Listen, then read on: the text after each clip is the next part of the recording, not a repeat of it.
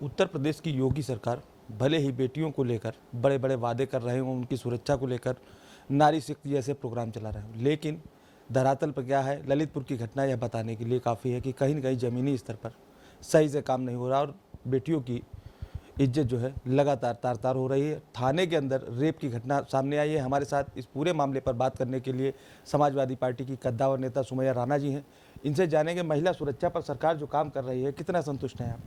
देखिए, महिला सुरक्षा पे काम क्या करेंगे। सबसे पहले मैं आपको याद दिला दूं कि कुछ महीनों पहले की बात है, भारतीय जनता पार्टी की एक महिला नेत्री कद्दावर वो ये कह रही थी कि रात शाम को 5 बजे के बाद बच्चियां या महिलाएं थाने जाएं तो अपने भाई या अपने पिताजी को साथ लेकर के जाएं। वही गृह मंत्री अमित शाह जी कहते हैं कि 12 बजे रात में भी यूपी में बच्चियां सुरक्षित हैं। मैं पूछना चाहती हूं कि एक ही पार्टी के दो लोगों के बयान अलग कैसे हो सकते हैं। जहां पुलिस का काम महिलाओं को सुरक्षा देना है, जनता को सुरक्षा की अनुभूति कराना है, वहाँ पर वही पुलिस वाले एक रेप पीड़िता को, जो सबसे दर्दनाक किसी भी महिला के लिए जीवन का क्षण होता होगा, उसकी शिकायत पर उसके दर्द सुनने के बजाय उसके साथ वापस पुनः गैंग रेप होता है, रेप करता है। सो मैं ये बात पूरी तरीके से जानती हूँ कि भारतीय जनता पार्टी के शासन में महिलाएं किसी भी किस्म से सुरक्षित नहीं हैं। आप जान सकते हैं कि पिछले दिनों सेंगर वाले मामले में क्या हुआ था। गाड़ी भी पलट जाती है और उसके बाद बुलडोज़र भी चलवाते हैं ये लोगों पर। मेरी एक बहुत अजीब व गरीब सी मांग है, मुझे लगता है कि योगी आदित्यनाथ जी इस पर ज़रूर ध्यान देंगे कि अगर क्राइम हुआ है, आपको लगता है कि कोई अपराधी हैं और आप बुलडोज़र चलाते हैं, पहली बात मैं साफ़ कर दूं, मैं बुलडोज़र के बिल्कुल ख़िलाफ़ हूं, लेकिन बुलडोज़र चलाते हैं तो एसओ साहब भी उसी जद में, उसी दायरे में आने चाहिए। अच्छा, आरोपी जो दरोगा है उसकी पत्नी का एक वीडियो आया है जिसमें वो अपने पति को जो है पूरी तरह साजिशन फंसाए जाने का आरोप लगा रहे हैं कुछ पॉलिटिकल लोगों पे। देखिए, वो अपना पत्नी होने का कर्तव्य निभा रही हैं, वो एक महिला है, उनका पूरा सम्मान है, वो अपना पत्नी धर्म निभा रही हैं, लेकिन उनको एक महिला का दर्द जानना चाहिए और ये देखना चाहिए कि उनके पति के ऊपर आरोप लगाने वाला कोई बड़ा नेता नहीं है, कोई कद्दावर आदमी नहीं है, एक पीड़िता है, उसकी क्या हैसियत होगी कि वो उन पर इल्ज़ाम लगाएगी। और ये कोई पहली बार तो हुआ नहीं है उत्तर प्रदेश में। हाथरस की बेटी के साथ जो हुआ था वो भी सबने देखा, उसमें भी पुलिस वालों का रोल देखने को मिला था। तो ये कहीं ना कहीं पूरी तरीके से जो एक ढांचा तैयार किया गया है, जिसमें एक वर्ग विशेष, जात विशेष या धर्म विशेष के लोगों को टारगेट किया जा रहा है और उसकी आड़ में ये जनता के साथ पूरी तरीके से खिलवाड़ कर रहे हैं। महिलाओं को सुरक्षा देना तो दूर छोड़ दीजिए, जिन लोगों के ऊपर इस चीज़ का दायित्व है कि वो जनता की सुरक्षा करें, महिलाओं को सुरक्षा दें, वो खुद रक्षक के बजाय भक्षक बने हुए हैं। और ये सब कुछ सरकार की शय पे हो रहा है, क्योंकि आप देखिए कि मनोबल टूट नहीं रहा अपराधियों का। क्यों नहीं टूट रहा है? क्योंकि उन्हें मालूम है कि बुलडोज़र किसी एक वर्ग विशेष पे चलने वाला है, हम कुछ भी कर गुजरेंगे बुलडोज़र से।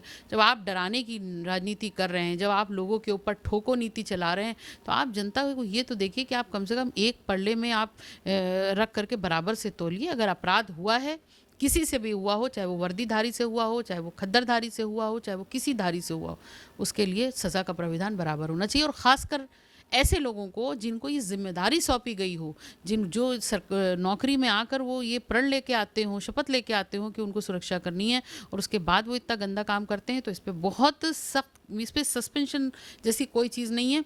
सीधे जो है इनको नौकरी ख़त्म होनी चाहिए और जीवन भर फिर दोबारा ये सरकारी नौकरी में नहीं आ सकते। अच्छा, इस पूरे मामले में एक जो जांच में जो अब तक निकल के आ रहा है, जो स्थानीय जो उनका व्यवस्था है सरकार की, उनका कहना है कि जो पीड़िता है उसकी माँ 15 से 16 पहले से ही फर्जी मुकदमे दर्ज करा चुकी है, जिनमें कई मामले खत्म भी हुए, कुछ कोर्ट में जाके खत्म हो गए। कैसे देखेंगे?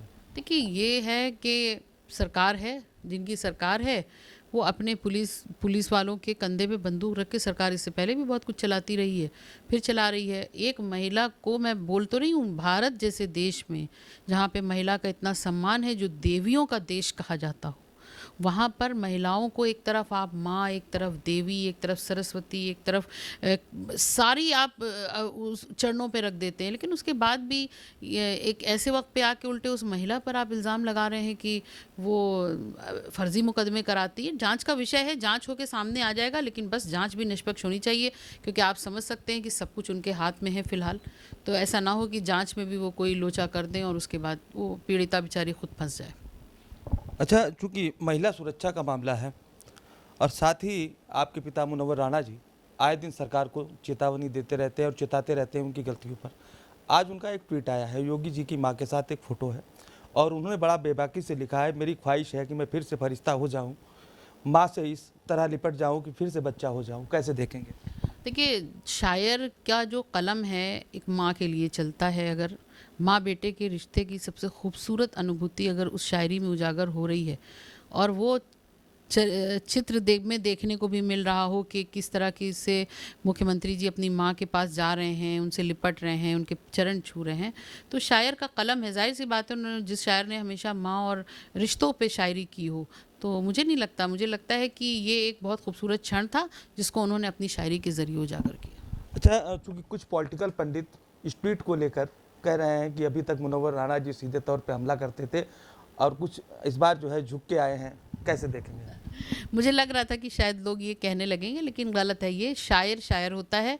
जब उनको ये कहना था कि मरना ही मुकद्दर है तो फिर लड़के मरेंगे, खामोशी से मर जाना मुनासिब नहीं होगा, तो भी ये वही शायर थे।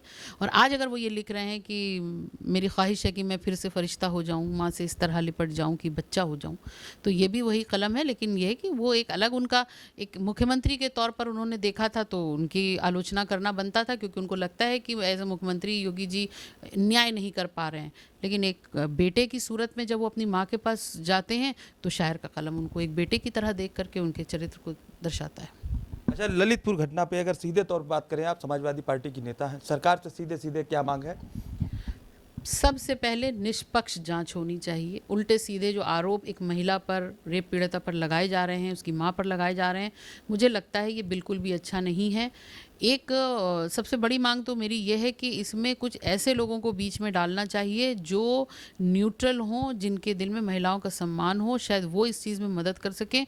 और क्योंकि देखिए, पुलिस वालों के साथ किसी भी किस्म की कोई मुरव्वत बरतने वाली नहीं है, क्योंकि आए दिन का ये खेल होता जा रहा है और महिलाएं अपना दर्द लेकर किसके पास जाएंगी। तो मुझे लगता है कि कोई एक ऐसा स्ट्रक्चर बनना चाहिए जहाँ पर महिलाएं अपनी शिकायत लेकर के जाएं तो अपने आप को सुरक्षित महसूस करें। और दूसरी बात ये कि हाथरस वाली घटना हो, उसके बाद रायबरेली वाली घटना हो, प्रतापगढ़ वाली घटना हो, इस तरह की तमाम घटनाएं हैं, और अब फिर आकर के ये ललितपुर वाली घटना हो, इस पर ऐसा ना हो कि समाजवादी पार्टी कोई बहुत बड़ा आंदोलन शुरू कर दे। और महिलाओं के द्वारा शुरू होगा, क्योंकि महिलाएं अब ये जाग चुकी हैं, वो समझ चुकी हैं कि हमको, अगर हम कहीं पर भी सरस्वती हैं तो हम दुर्गा भी हैं। ये भारत की देश की संस्कृति रही है, और जब जब ज़रूरत पड़ी है यहाँ की नारी शक्ति दुर्गा बन के सामने आई है। हमारे साथ थी समाजवादी पार्टी की नेता सुमैया राणा जी। बड़ा बेबाकी से ललितपुर घटना पर सरकार को चिताया है और बताया भी है कि महिला किसी मामले में कमज़ोर नहीं है, वो काली का रूप भी हो सकती है, वो शक्ति का भी रूप हो सकती है। अगर महिलाओं पर अत्याचार इसी तरह बढ़ता रहा तो समाजवादी पार्टी के बैनर तले या लोग सड़कों पर उतर के भी संघर्ष करने को तैयार बैठे हैं। अब देखना यह होगा कि ललितपुर जैसी घटना की पुनरावृत्ति दोबारा न हो और सरकार पूरी तरह इस पर निष्पक्ष कार्रवाई करे, जिससे कि महिलाओं को न्याय मिल सके। कैमरा पर्सन संतोष के साथ माय भारत के लिए अरविंद तिवारी, लखनऊ।